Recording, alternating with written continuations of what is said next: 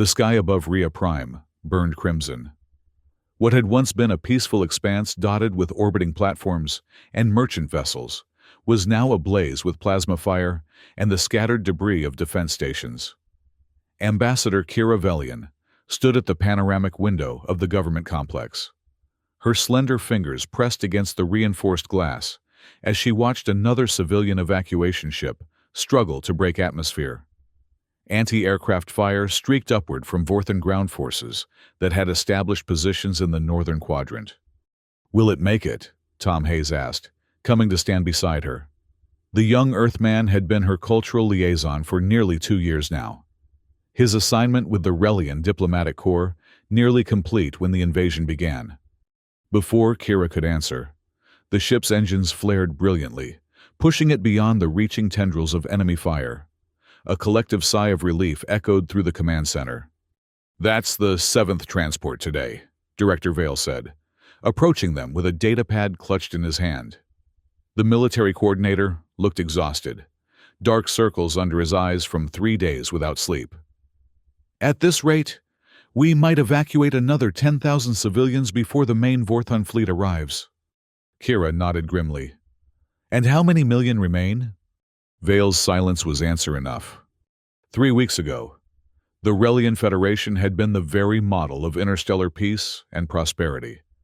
For over 2 centuries, they had maintained their neutrality in the cosmic game of politics and power, focusing instead on cultural exchange, scientific advancement, and trade agreements that benefited all. Their military consisted primarily of patrol vessels and disaster response units, sufficient for maintaining order but never designed for full-scale war. And that had been their undoing. The Vorthan Empire had struck without warning, without declaration, without mercy. Their first wave had obliterated the Relian patrol fleet stationed at the outer colonies. 7 frontier settlements had gone dark within hours. The defense garrison, at a station, their most fortified outpost, had been reduced to floating debris before they could even transmit a distress signal. "Ambassador," a communications officer called from across the room. "You're needed in the transmission chamber. The emergency broadcast is ready to be sent." Kira straightened her formal diplomatic attire, a habit born of years representing the Relian people. "Tom, I need your assistance with the human cultural references. Vale, continue coordinating the evacuation efforts." The walk to the transmission chamber felt longer than usual. The normally bustling corridors of the government complex were eerily quiet, most personnel having been reassigned to evacuation duties or sent home to be with their families. Only emergency lighting illuminated their path, power being conserved for critical systems. "Do you think they'll respond?" Tom asked quietly as they walked. "Earth, I mean, and the other human colonies." Kira hesitated. Humans had only achieved interstellar travel 3 centuries ago, relatively recent compared to many galactic civilizations. Their military capabilities were modest compared to powerhouses like the Vorthon, and they were divided into numerous governments and colonial administrations. But they had fought their own wars, survived their own conflicts. "I don't know," she admitted. "The humans I've met are compassionate people, but asking them to stand against the Vorthan Empire, that might be asking too much." The transmission chamber was a circular room with a sophisticated array of communication technology. Its walls were lined with screens displaying the status of various interstellar channels. At the center stood a single broadcasting podium, illuminated by a soft blue light. Kira took her position, adjusting the universal translator at her throat. Tom moved to the technical station, ready to assist with the broadcast parameters. "Are we ready?" she asked. Tom nodded. "Broadcasting on all emergency frequencies, including the human diplomatic channels. We are also sending through the quantum entanglement network to reach the Galactic Council." Kira closed her eyes, gathering her thoughts. When she opened them again, her expression was composed despite the fear churning inside her. She nodded, and Tom activated the recording. "This is Ambassador Kira Velian, of the Relian Federation. I speak to you from our capital world of Rhea Prime, which is currently under attack by the Vorthan Empire." Her voice was steady but tense. 3 weeks ago, without provocation or warning, Vorthon forces began a systematic assault on our outer territories. Now, they approach our core worlds. The building shuddered as another bombardment struck nearby. Dust drifted from the ceiling, but Kira continued without breaking her composure. "The Relian Federation has maintained neutrality for over 2 centuries. We have no standing army capable of repelling this invasion. Our civilian population faces imminent threat of annihilation." She paused, swallowing hard. "We ask, no, we plead, for any assistance that can be provided. We do not ask for your soldiers to die on our behalf. We ask only for weapons, transport ships, anything that might help us save our people." Another explosion, closer this time, caused the lights to flicker. Tom gave her an urgent gesture to wrap up. "To the human territories, with whom we have enjoyed peaceful relations for decades, I make a special appeal. Your species understands what it means to face extinction. You know the value of standing together against overwhelming odds." Kira leaned forward slightly. "Please, help us." Tom ended the transmission and looked up at her. "Sent, now we wait." The hours that followed were among the longest of Kira's life. She returned to the command center, where updates continued to pour in from across the Federation. More settlements lost, more defensive positions overrun. The few military vessels they had were being systematically destroyed or forced into retreat. Vale approached her with the first responses to their plea. "The Altarians have promised food and medical supplies," he reported. "The Century Union is preparing refugee ships. The Helix Collective has offered intelligence on Vorthon fleet formations." "And military support?" Kira asked, though she already knew the answer. Vale shook his head. "The Galactic Council has issued a formal condemnation of the Vorthon actions and imposed economic sanctions." "Words and paper," Kira muttered bitterly. "Nothing that will stop plasma cannons." Tom, who had been monitoring the human channels, suddenly straightened in his chair. "Ambassador, we're receiving a transmission from Earth." Kira rushed to his station, heart pounding. The message was brief, text only. "Received, fleet en route, ETA 72 hours. Tom and Vale exchanged glances. "That's it?" Vale asked. "How many ships? What class? What armaments?" "Unknown," Tom replied. "But knowing Earth's military capacity, we're probably looking at 8, maybe 10 vessels at most. Enough to help with evacuation, perhaps provide some defensive cover, but not enough to turn the tide against the Vorthan Armada." Kira stared at the message, hope and despair warring within her. "It's something," she said finally. "It's more than nothing." On the bridge of the Vorthan, Dreadnought Destroyer's Edge, High General Marcus Thane stood with his hands clasped behind his back, watching the tactical display with satisfaction. The holographic projection showed over 1,500 Vorthan vessels advancing in perfect formation toward the Relian core systems. "Status report," he commanded. Tactical Commander Vex approached, a tall, gaunt figure with the characteristic gray skin of the Vorthan species. "The Relian Defense Forces continue to fall back to protect their central planets. General, their resistance is crumbling faster than anticipated. We project complete military collapse within 48 hours.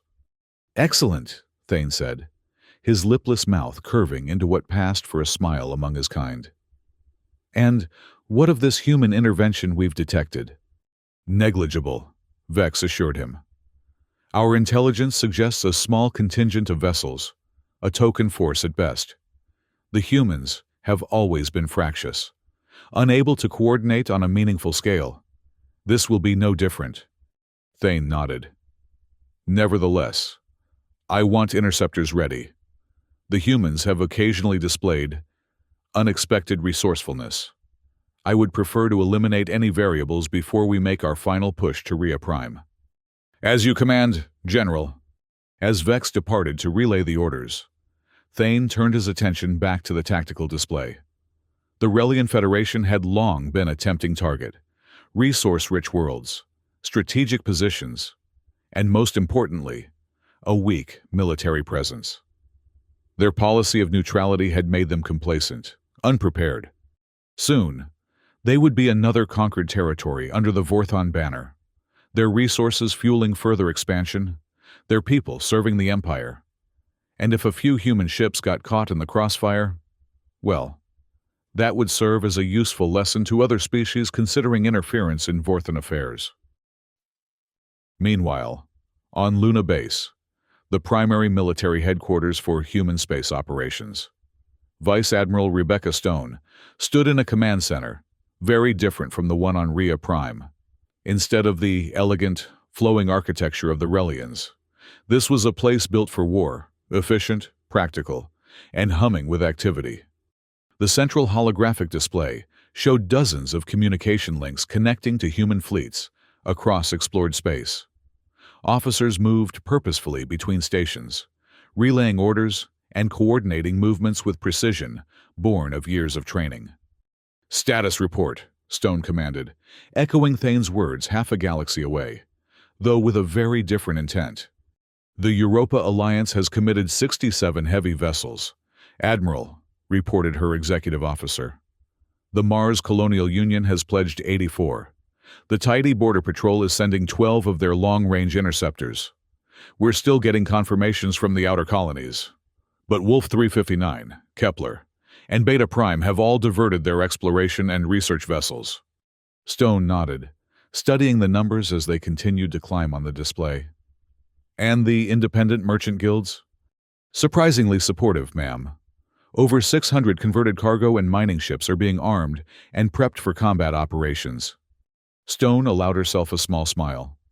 When the Relian distress call had come through, the president of the Human Alliance had issued a simple but extraordinary order.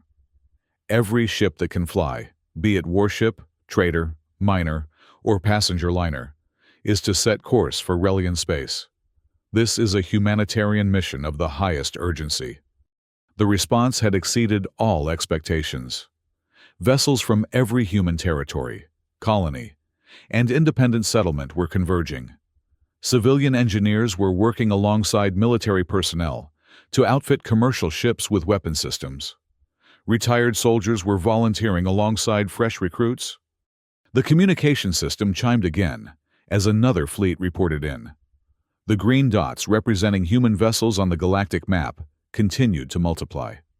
"Current count?" Stone asked.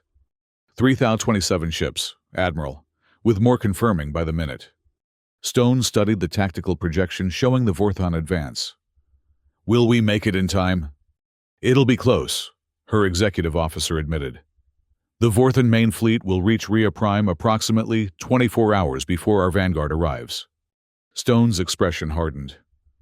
"Then we'd better make every second count. Prepare for synchronized hyperspace jump on my mark." Back on Rhea Prime, the situation grew increasingly desperate. Kira stood in the Planetary Defense Center, watching as the scattered remnants of the Relian patrol forces attempted to regroup and form a defensive perimeter around the core worlds. "We've lost contact with the Meridian outpost," Vale reported grimly. "That leaves only the Helix station as our forward warning system." Kira nodded, her eyes fixed on the holographic display showing the approaching Vorthon fleet, a massive red wave sweeping inexorably toward them. "How many civilians have we evacuated?" "Just under 3 million, Tom answered, looking up from his console. "Every civilian vessel is packed beyond capacity. We're running out of ships. Ambassador," a communications officer called out suddenly. "Director Vale, we're detecting unusual hyperspace signatures at the edge of the system." Vale rushed to the station. "Vorthon reinforcements?" "No, sir. The signature pattern doesn't match Vorthon technology. It's human." Tom frowned, checking his own readings. "That can't be right. The Earth fleet isn't due for another 48 hours. "Put it on the main display," Kira ordered. The holographic projection shifted, showing the outer reaches of the Relian system. A massive energy disturbance was forming, far larger than anything they had expected. "That can't be 8 or 10 ships," Vale said, his voice hushed with disbelief. "That hyperspace signature would require thousands," Tom finished, staring at the readings in shock. How could they possibly mobilize that many vessels?" Before anyone could respond, the sensor officer called out again. "Multiple hyperspace ruptures detected. Ships emerging now." They watched in stunned silence as the first vessels appeared. Not the 8 or 10 they had expected, but dozens, then hundreds, then thousands. Warships, carriers, cruisers, converted merchant vessels, ships of every size and configuration, all bearing the markings of human territories. 3,000 ships, Vale whispered, the numbers still climbing on the display. "By the first light, they've sent their entire fleet." Kira couldn't speak, could barely breathe as she watched the impossible unfold before her. The humans hadn't sent aid. They had sent an armada. On the bridge of the destroyer's edge, General Thane was experiencing a very different kind of shock. "What do you mean? 3,000 vessels," he snarled at Commander Vex. "The humans don't have 3,000 military ships in their entire territory." Vex's gray skin had paled further, giving him a ghostly appearance. "They don't, General. According to our intelligence, the humans possess fewer than 200 official warships. But these..." He gestured helplessly at the tactical display, showing the massive human fleet emerging from hyperspace. "They appear to have mobilized every vessel in human space, military, civilian, research, everything." Thane stared at the display, his confidence evaporating as he watched the human fleet forming into battle formations with surprising efficiency. "Time until they engage our forces. At their current velocity, 30 minutes, General." Thane considered his options. His fleet still outnumbered the Relian defenders significantly, but against the human armada as well. The odds had shifted dramatically. "Accelerate our timetable," he ordered. "I want the Relian defense forces eliminated before the humans can interfere. Target their command structures first." "Yes, General, and what of our rear guard?"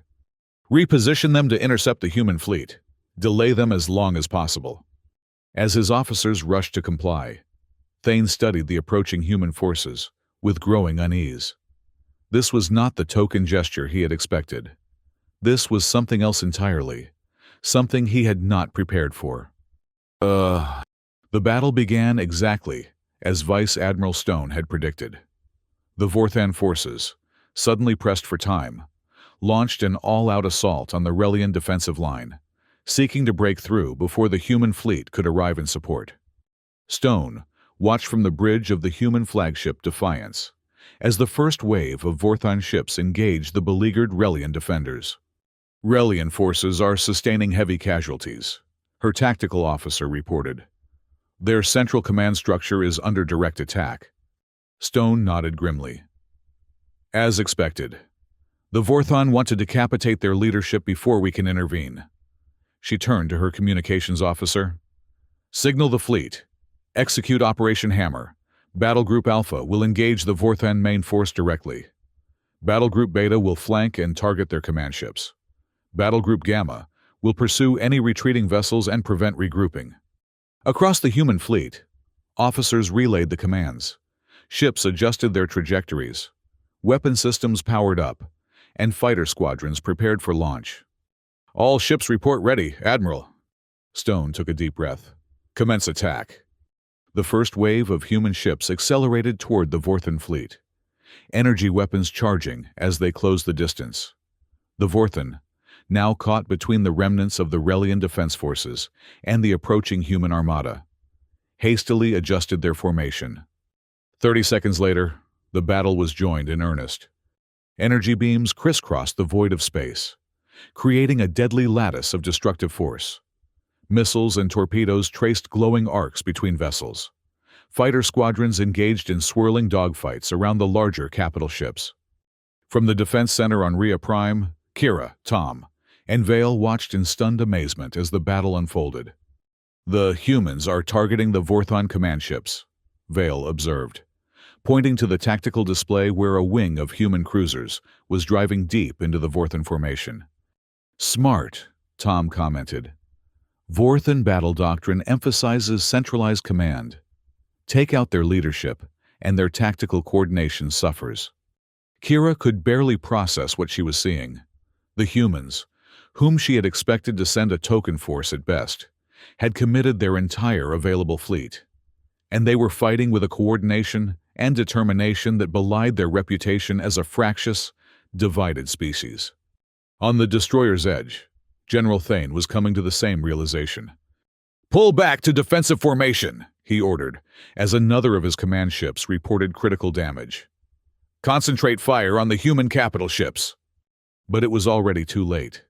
The human battle plan had been executed with precision, isolating Vorthon command vessels and methodically dismantling their ability to coordinate. Battle Group Beta had broken through his defensive screen and was now targeting the destroyer's edge itself. "General," Commander Vex reported, his voice tight with strain, "we have human fighters approaching our position. Our outer defenses have been breached." Thane slammed his fist on the tactical console. "Launch all remaining fighters! Target their carrier vessels!" But even as he gave the order, the bridge shuddered under the impact of concentrated fire. The tactical display flickered, showing a squadron of human attack craft, Scarab-class fighters, breaking through the final defensive perimeter. "Lieutenant Hayes, target their bridge section," came the order over the human tactical frequency. "Disable. Don't destroy. Admiral Stone wants their leadership intact." The destroyer's edge shuddered again as precision strikes disabled its main propulsion systems. Secondary explosions cascaded through its weapons arrays and sensor networks. General Thane watched in disbelief as his flagship, the pride of the Vorthon fleet, was systematically crippled by forces he had dismissed as insignificant mere hours ago. "Status of the fleet?" he demanded. Commander Vex could barely meet his eyes. "We've lost 30% of our vessels, General. Another 40% report critical damage. The humans they're not just defeating us. They're hunting us." Thane stared at the tactical display, watching as ship after ship in his once mighty fleet was disabled or destroyed. The humans weren't just fighting to protect the Relians. They were fighting to eliminate the Vorthon threat entirely. And they were succeeding. "General," his communications officer said hesitantly, "we're receiving a transmission from the human flagship." Thane straightened his uniform, composing himself despite the chaos around him. On screen, the stern face of Vice Admiral Rebecca Stone appeared on the main display. "General Thane," she said without preamble, "your fleet is defeated. Your command structure is compromised. You will order an immediate cessation of hostilities and surrender your forces, or we will be forced to eliminate every Vorthon vessel in this system." Thane's first instinct was to refuse, to fight to the last ship as Vorthon honor demanded. But, as another explosion rocked the bridge, he looked at the tactical display once more. Fewer than 200 of his ships remained combat effective, and most of those were damaged beyond repair capability. It wasn't just defeat, it was annihilation. "Stand down all weapons," he ordered, his voice hollow. "Transmit surrender protocols." As his officers moved to comply, Thane turned back to the image of Admiral Stone. "You realize this isn't over. The Vorthon Empire spans dozens of systems. This is merely one fleet." Stone's expression remained impassive. "And you should realize, General, that what you've encountered today is merely one response from humanity. There are more of us than you imagined, and we respond to threats against peaceful civilizations with the full measure of our capability." The transmission ended, leaving Thane to contemplate the ruins of his ambitions and the unexpected power of a species he had gravely underestimated. In the days that followed, the full scope of the human intervention became clear. As Vorthon prisoners were processed and their damaged vessels secured, Human ships began landing on Rhea Prime, bringing not just military personnel, but engineers, medical staff, and relief workers. Kira found herself in continuous meetings with human representatives, coordinating reconstruction efforts and planning long-term security arrangements. The Relian government, shaken by how close they had come to annihilation, was receptive to proposals for a mutual defense pact. A week after the battle, Kira stood on a balcony overlooking the capital city, where fires had raged during the Vorthon bombardment. Reconstruction crews now worked tirelessly. Human and Relian engineers collaborated on rebuilding power stations and communication networks. In the spaceport below, human military advisors were training Relian pilots on the operation of defensive systems donated from Earth's arsenal. Tom joined her at the railing, looking out over the scene. "It's remarkable how quickly things are changing," he observed. Kira nodded. "We've maintained neutrality for so long, relied on it to protect us. Now," she gestured at the human ship still visible in orbit. "Now, we understand that peace requires strength to maintain it." "And allies willing to stand with you," Tom added. Kira turned to him. "Why did they come? All of them. When I sent that message, I hoped for a few ships, some weapons perhaps. Not an entire fleet." Tom considered the question. "Humans have a long history of conflict among ourselves," he said slowly. "But we also have a history of uniting against external threats. There's a saying from our history, 'The enemy of my enemy is my friend.' But it's more than that." He paused, searching for the right words. "When we see innocent people threatened with destruction, something awakens in us, a determination that transcends our differences." "Your people sacrificed much to help us," Kira said softly. "We will not forget." From another part of the city, the sound of construction machinery echoed, human technology helping to rebuild what the Vorthon had destroyed. In orbit, Relian and human vessels patrolled side by side, a new alliance forged in the crucible of battle. On the human flagship Defiance, General Thane sat in his comfortable but secure quarters, contemplating his new reality. He had expected to be executed, or at least imprisoned in harsh conditions, the fate that would have awaited any defeated enemy of the Vorthon. Instead, he found himself treated with a strict but civilized protocol, provided with reading materials and kept informed of developments. When Admiral Stone visited him, he couldn't help but ask, "Why this treatment? We would not have extended the same courtesy to you." Stone regarded him thoughtfully. "That's precisely why we're different, General. The Vorthon Empire believes in domination through force. We believe in justice tempered with humanity." She paused at the door. "You'll stand trial for your actions against the Relian people, but it will be a fair trial. That's not weakness.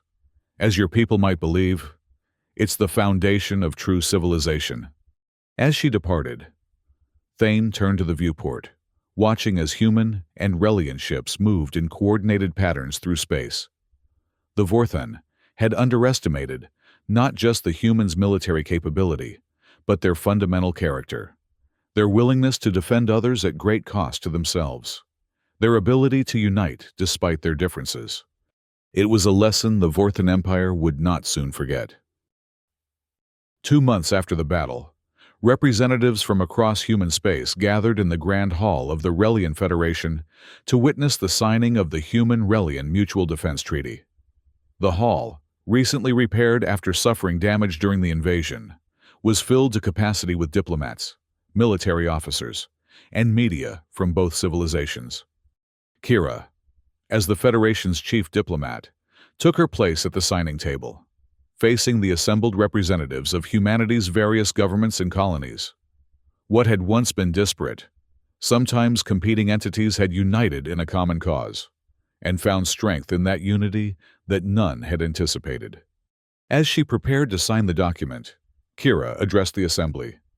3 months ago, the Relian Federation stood alone against an overwhelming force. Our neutrality shattered, our future uncertain. We sent a plea for aid into the darkness, hoping perhaps for a few ships, some weapons, any assistance that might help us survive." She looked across the faces of the human delegation. "Instead, you sent 3,000 vessels. You sent your soldiers, your engineers, your doctors. You sent not just aid, but salvation. And in doing so, you taught us that true peace is not achieved through isolation or neutrality, but through steadfast alliances and the courage to stand together against aggression." The treaty was signed to thunderous applause from both human and Relian representatives. As the ceremony concluded, Kira found Tom waiting near one of the grand windows overlooking the city and the starlit sky beyond. "Your extended assignment with us has been approved," she told him with a smile. "The Federation specifically requested you remain as our liaison to Earth."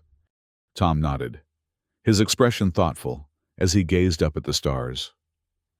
"They thought we would send aid," he said softly.